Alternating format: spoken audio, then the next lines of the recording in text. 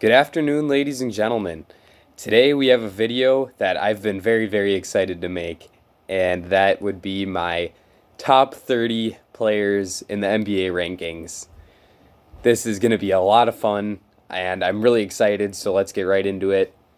Before we do, I'm going to say that this ranking is of my opinion, so feel free to disagree and let me know your thoughts in the comments. I really want to know what people think. Who do I have too high? Who do I have too low? What are your thoughts? Let me know. Leave a like and subscribe if you enjoy this video. And yeah, let's get into it. We'll start with some honorable mentions. The first guy who I have on my honorable mentions is Brandon Ingram.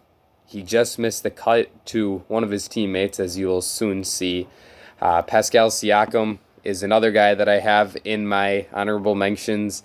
I had him in my top 30 before the bubble, but he's been a guy I've always been a little lower on than the general consensus, and after seeing him struggle, a lot of the questions I had about his game were really brought to the surface, so it wasn't what we've seen from him isn't enough for me to put him in my top 30.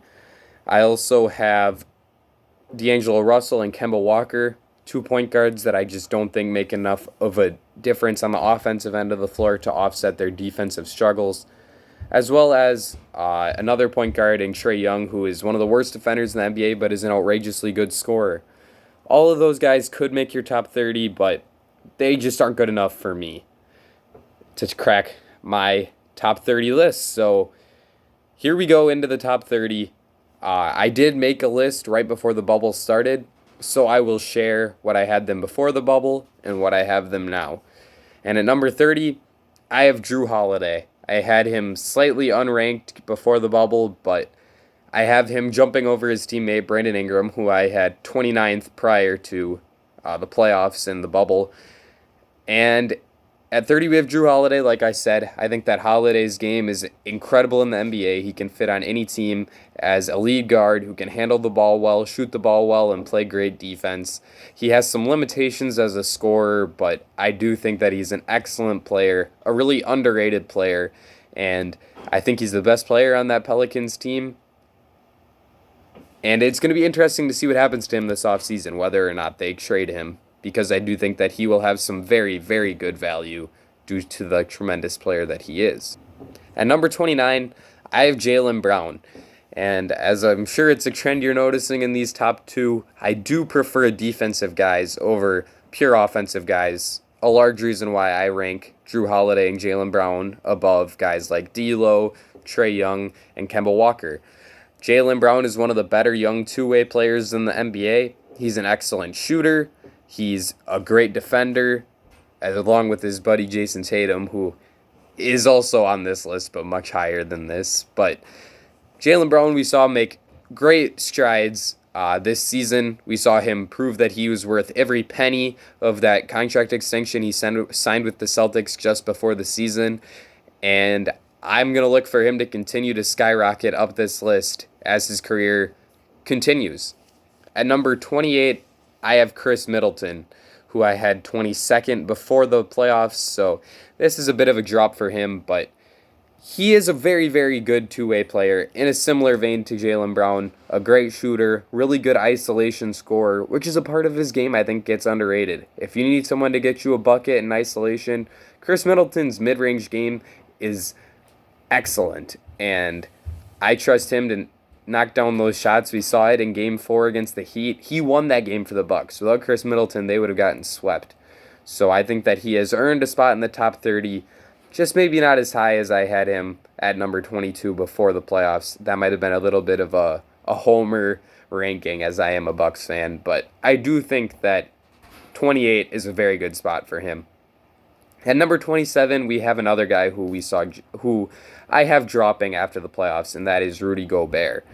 I had him 19th before the playoffs, so clearly a drop down to 27 is not what you're looking for, but we really did see his offensive limitations, I thought, in that series against the Nuggets. He did have a game where he got a bunch of looks from the line, threw down a bunch of lobs from Donovan Mitchell, but I also thought that he really could have done even more than he did. There were just a few passes from Donovan or Mike Conley that just bounced off his hands. And I think that if he can improve his hands and have softer hands and catch the ball better, that would make him better on the offensive end of the floor.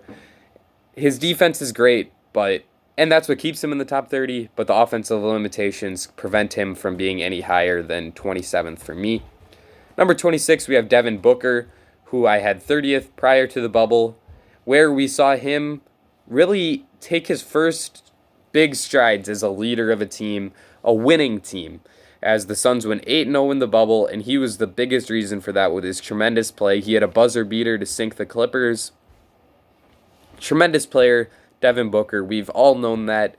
He has shown great progress throughout his time in the NBA, going from a guy who people didn't even think should be starting to a guy who now is a top 30 guy. I have him at 26, and I do not think that you can argue that he should be outside of the top 30. So I also look for some linear improvement from Devin Booker, as well as the guy I have at 25, which is Jamal Murray. He was unranked before the bubble, and he really came out of nowhere with the strides that he took during the playoffs. He led the Nuggets back from 2 3-1 deficits against the Jazz and the Clippers, and we saw him have multiple 50-point efforts. Jamal Murray is an incredible player. His offense is great, and his defense has also shown improvements. I think that he can continue to move up this list very, very high if we continue to see the play we saw from him. I don't expect that to continue, which is why I have him at 25 instead of like 15, but Jamal Murray is really, really good, and I do not think that this was just a flash in a pan. I do think that he is going to continue to be an all-star caliber player next season as we get into it. And number 24, I have Karl Anthony Towns, which might seem a bit low for Cat, but I really just need to see him do some more in the postseason. We've seen him play in one playoff series, and that playoff series was really just some complete domination by the Houston Rockets. Jimmy Butler was the only reason why they were able to even take a game off of Houston, and Cat hasn't shown an ability to be a leader, unlike a lot of the guys above him on this list. It's off of his pure talent on the offensive end of the floor as a pick-and-pop big man and a guy who can post up pretty much anybody, one of the best post games in the entire NBA. That keeps Cat in the top 30, but he needs to step it up on defense. He needs to become a better leader if he wants to continue to move up this list. And number 23, I have the guard version of Karl Anthony Towns, and that's Bradley Beal. Brad is a tremendous offensive player. We saw him average nearly 30 points per game. He might even have gotten into 30 points per game, but it was very close either way. Tremendous offensive player. We saw him carry the Wizards into playoff contention this year. Obviously, this is one of his worst defensive seasons, but I do think that if he was playing on a competent team that could actually win games without him doing everything, we could see some better defense, and we have seen it in the past from Brad. It's just that this year he was carrying such a load on the offensive end of the floor. He didn't give as much effort as usual on defense. So Bradley Beal is definitely a top 30 player, and he's another guy who I feel a little iffy, similar with Cat. Like, based off of the offensive talent alone, they could be higher on this list, but I just want to see more as a leader and as a defensive player from these guys for me to rank them any higher than I do have them. At number 22, we have a guy who was unranked prior to the playoffs, and he has certainly earned this ranking. It's Bam Adebayo. He is, in my opinion, the third best center in the NBA at this point. He is one of the better passing big men. Obviously, he's no Jokic, but he really is a good shot creator for his guys, and that's a role that we really haven't seen too many centers have, so it's very impressive the way that he is able to play. He handles the ball a lot. He has a solid post game. It's nothing to write home about, nothing like a Nikola Jokic, Jusuf Nurkic, Karl Anthony Towns level type of guy, but he is talented on the offensive end of the floor. And if we can see him make improvements with his three-point shot, he has a chance to be a very, very special player. We did see him extend his range to like 12 to 15 feet a bit more in the playoffs, and it seemed like he knocked down a bunch of those mid-range jumpers. So if he can extend that range even further, watch out because Bam Adebayo has potential to be a top 10 player in this league. At number 21, I have Kyle Lowry. Kyle is one of the best leaders in the NBA emotionally, and he's also a fantastic player. He's a great defender, one of the better point guard defenders in the NBA, and I think he deserved to make an All NBA defensive team this year. I can't remember if he did or not, but in my opinion, he should have. On the offensive end of the floor, he's a really consistent shooter. We saw him have some huge games against the Boston Celtics in the Eastern Conference semifinals, and he is a big reason why that series was as close as it was. Clearly, he had that fantastic pass to OG Anunoby for the buzzer beater in Game 3 of that series. That was one of the better moments of this entire playoffs, and Kyle Lowry's fantastic. I just don't think that there is enough ability to create his own shot there in order to warrant him being higher than 21 on this list. At number 20, I have a guy that I really wanted to put Kyle Lowry over, but I couldn't quite bring myself to do it just due to the talent disparity between the two, and that's Russell Westbrook. Westbrook really struggled in the playoffs, and that may have been in large part due to his illness and his soft tissue injury, but it just seems like this guy's spot in the NBA is just going away. His jumper is not there, and it's really, really hard to be a great perimeter player in the NBA without a jumper. And he did it for so long, but at this point, it just seems to be catching up with him, and he's not as effective as he once was. I had him 12th prior to the playoffs, but after his struggles in that Lakers series, I do not think I can have him much higher than 20th. And he's still a top 20 player, so it's not like I'm saying he's bad or anything. I just don't think that he's in the same category as someone like Jason Tatum or Damian Lillard that I may have had him in prior to this playoffs. At number 19, I have Ben Simmons. Fantastic defensive player. Really good finisher. Great in transition. Good passer. Good rebounder. It's just the scoring. I mean, like I said, he's great in transition. He's a really good finisher, but his shooting on the perimeter just has always been lacking, and we need to see some improvement from him there. I don't care if it's 3-point shots, but at least the ability to keep a defense honest by being able to hit a 15-foot jumper. I mean, we rarely see this guy shoot from outside the paint. So to see him at least work on that as area of his game could be very, very good and allow Ben to reach his potential. And I do think that he has potential to be a top 10, maybe even top 5 player, but he can't reach that potential without having a better perimeter scoring game. And that's going to be one of the bigger factors in seeing what the NBA looks like in 5 years is Ben Simmons' jump shot. I have him at 19. I had him at 17 before the bubble. He didn't do much movement there, obviously, because of his injury, but if the Sixers are going to compete next year, it's going to be because of Ben Simmons. He's a superstar. Well, not a superstar, but he has superstar potential, and he is a star. So I just look for him to improve that jump shot, and if he does, look out NBA, because this guy is really, really good. At number 18, I have another point guard. That's 4 in a row now, as we had Lowry, Westbrook, Simmons, although Simmons might not be a point guard next year, but nonetheless, at number 18, I have Chris Paul, CP3, the point god. He's a fantastic point guard, fantastic leader, really, really good playmaker, great ball handler.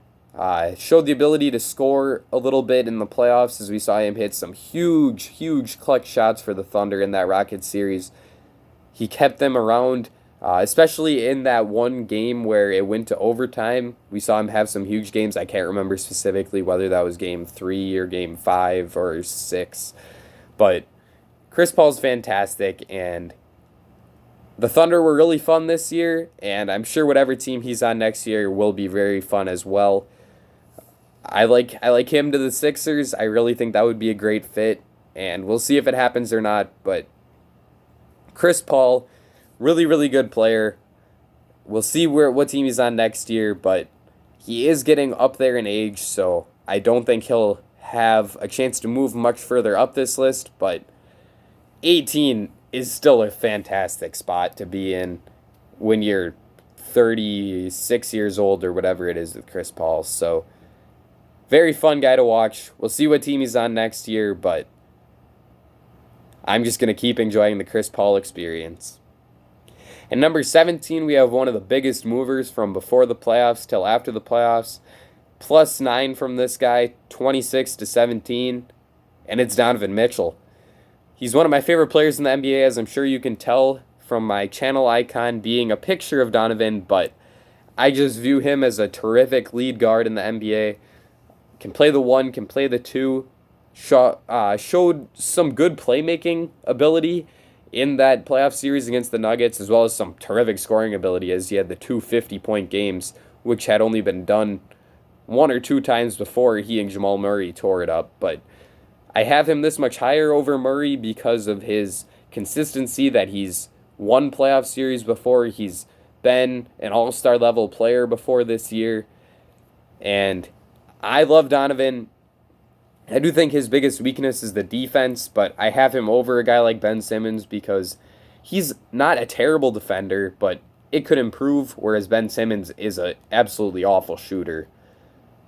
So that's my reasoning for having Donovan above a guy like Ben Simmons, and he's another guy that can continue to fly up this board in Donovan Mitchell. I have a lot of faith in him as a future superstar, and I'm excited to see what the future holds for him and the Utah Jazz organization.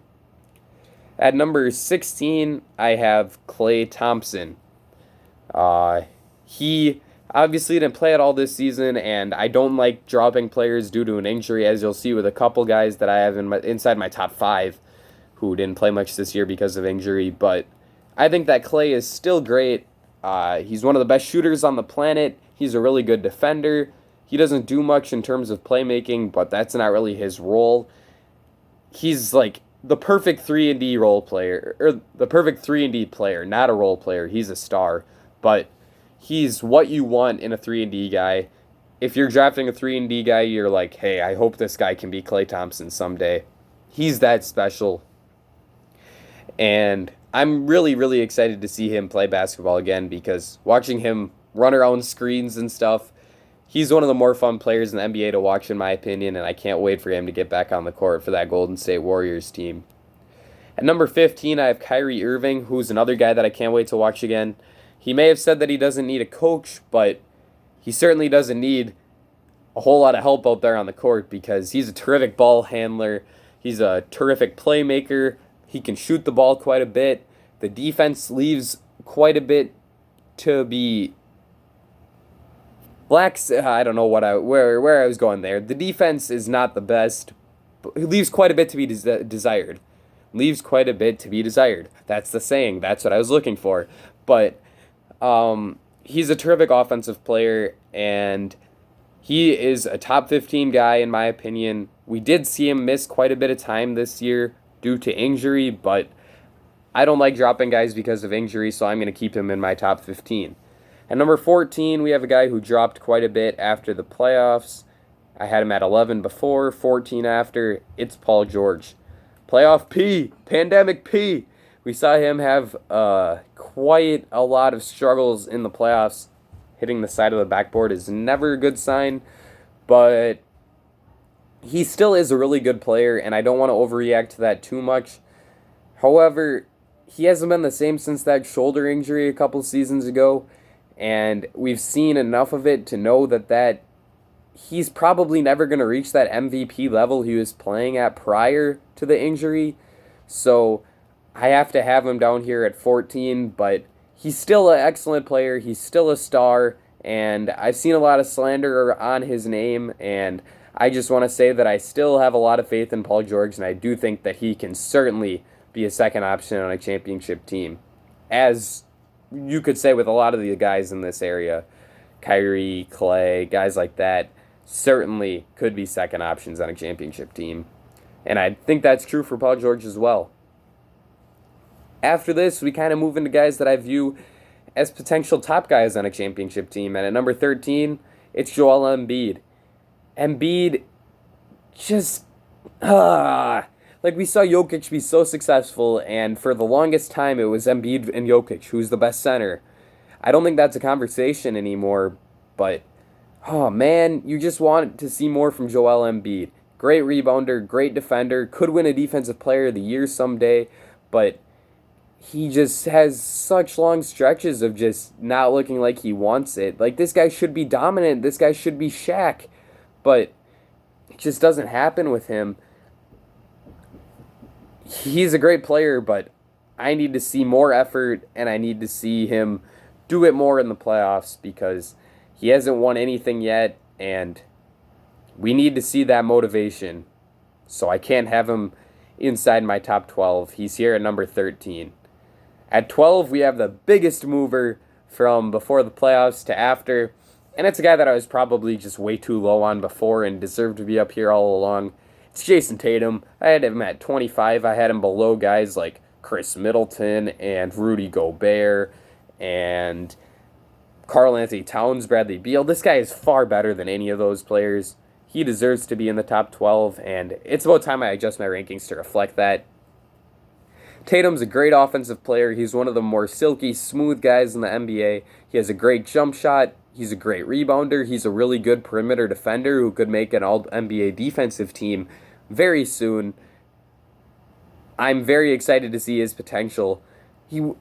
I should mention, we did see him make quite a bit of improvements in the playmaking aspect of his game, and that was very impressive. So I think that Tatum can be the best player on a championship team as soon as next season, and I'm really looking forward to seeing his improvement because I think that this guy can jump into the top 5 within the next 3 years. He's that special.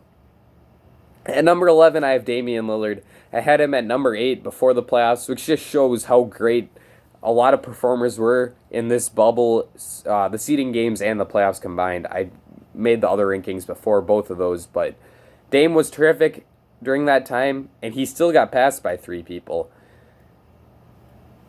Yeah, he's terrific. One of the best shooters in the NBA, really good playmaker. He doesn't move well enough off the ball for me to have him in the top guard area with guys like Steph Curry, but I do think that he is a transcendent offensive player, and he deserves to be in the top 11 in the NBA. He's really, really good, just not quite on the same superstar. Well, no, he is a superstar, but not on the same level as a lot of the other guys that are above him on this list. Number 10 is Luka Doncic.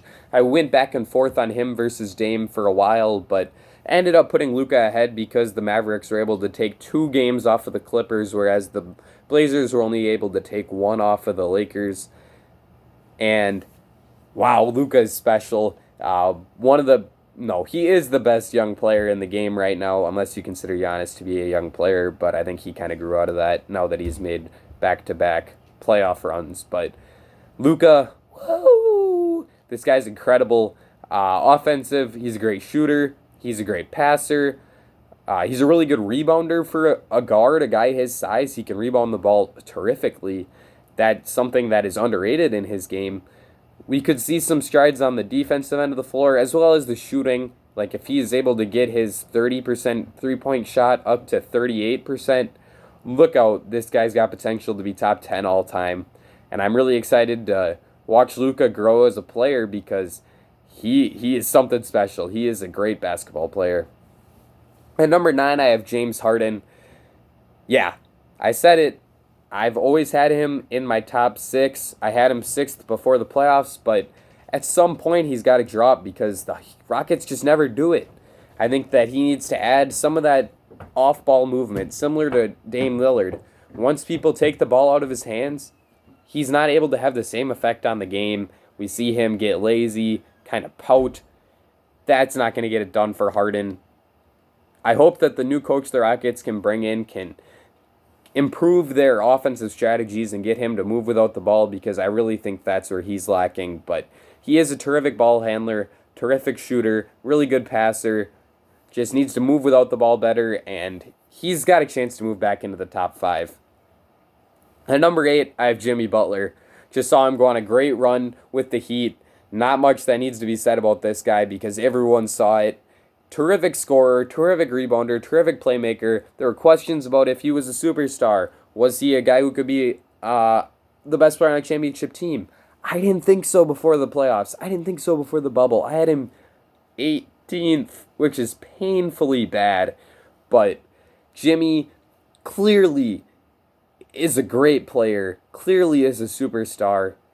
I've got him number 8, and I think that really reflects his standing in the NBA. At number 7, I have Anthony Davis.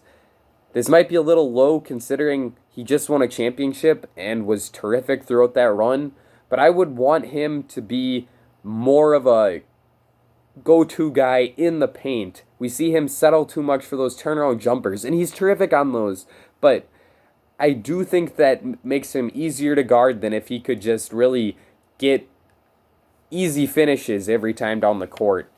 And I think that he bails out the defense every time he takes those turnaround jumpers, and he needs to get better with his back to the basket, getting to the rim game. But terrific defender, and he's a top 7 player for certain. I don't think you could go any lower than this on him. I'm slightly lower on him than the general consensus, I think, but 80's terrific.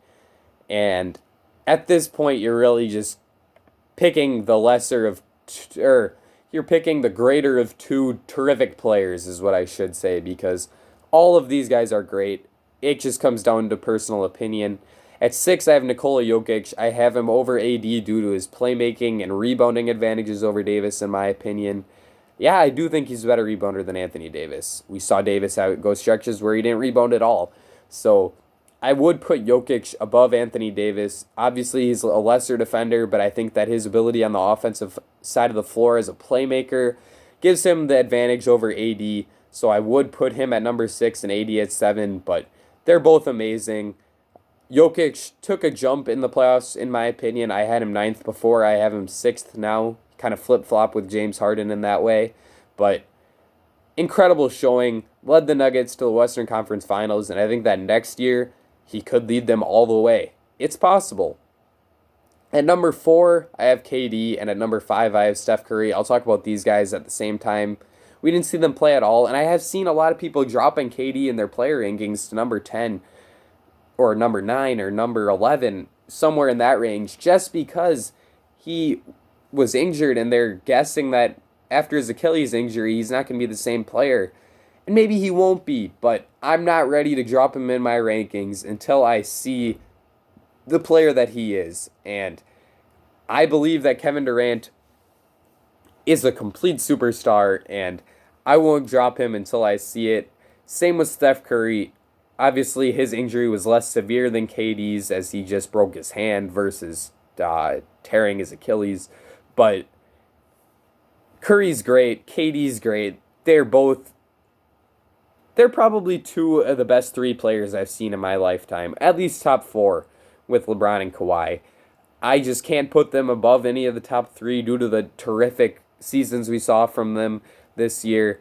And I'm not ready to put them below the other guys on this list because they were better than them before they were injured. So before we see the decline from those guys, I'm not ready to drop them. At number 3, I have Giannis Antetokounmpo. I think that if the Bucks would have won the championship this year, I would have jumped him up to the top spot, but obviously they didn't. Giannis is great rebounder. His playmaking could have some improvements as well as his shooting. Those are really the only 2 aspects of his game that could use any work. His defense is great. His finishing is great. We just need a bit more of the playmaking aspect and especially the shooting. But yeah, Giannis is great. I have no complaints from him as a Bucks fan, and I really hope he signs the Supermax. But he's a top 3 player in the NBA. No debating it. I think you could actually make a debate that he could be number 2 ahead of the guy I have at number 2, and that's Kawhi Leonard. Kawhi is great defender, great in the in-between game, in the mid-range. He's lethal, the best mid-range player I've ever seen. When you get him getting that little 2-dribble, little fadeaway from 12 feet, that shot seems to go in every time. One of the scarier shots and hardest shots to stop in the NBA from what I've seen. Kawhi's fantastic, great defender. At his peak was the best defender I've seen. Enough said. It's Kawhi Leonard. He's my second best player in the NBA. And at number one, I have a Los Angeles Laker. It's Alex Caruso. I mean, he's so good. Have you seen that haircut and the headband? Just kidding. Just kidding. It's LeBron James. LeBron is great. He's in the GOAT conversation for certain as a top two player of all time. He just seems to. It doesn't matter how old he is. He'll be playing until he's 45. He's got 10 more seasons. Gonna win the championship in all of them. No, just kidding. But yeah, LeBron is great. I have him above Kawhi and Giannis due to his postseason success this year, as we saw him win the championship. And then I'm excited for next year to see if he can repeat, or is someone going to be able to knock off the Lakers? Someone like the Clippers, Bucks, Heat, of course. Celtics are going to be great. Nuggets are going to be fantastic. Next year, the NBA is going to be so good, and I'm so excited for it. But LeBron is number one. I guess I'll run through my list again. LeBron 1, Kawhi 2, Giannis 3, KD 4, Curry 5, Jokic 6, AD 7, Jimmy 8, Harden 9, Luka 10, Dame 11, Jason Tatum 12, Embiid 13, PG 13, 14, Kyrie 15, Klay 16, Donovan 17, CP3 18, Ben Simmons 19, Russell Westbrook 20, Kyle Lowry 21, Bam Adebayo 22, Bradley Beal 23, Karl Anthony Towns 24, Jamal Murray 25, Devin Booker 26, Rudy Gobert 27, Chris Middleton 28, Jaylen Brown 29, and Jrue Holiday 30. Let me know what you think I have wrong on here. Who do you move up? Who do you move down? Who's left off the list that should have been on it? Leave a like and subscribe if you enjoyed. And ladies and gentlemen, that's it for me. I will see you all again very soon.